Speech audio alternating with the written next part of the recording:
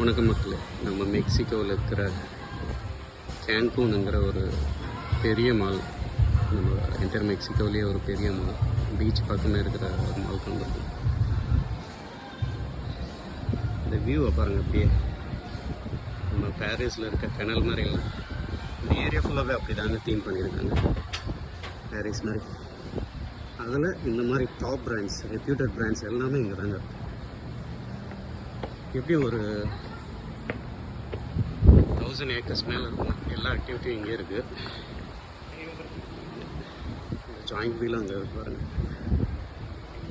So இங்கே வந்தோன்னா இந்த ஒரு மால் ஒரு நாள் போதும்.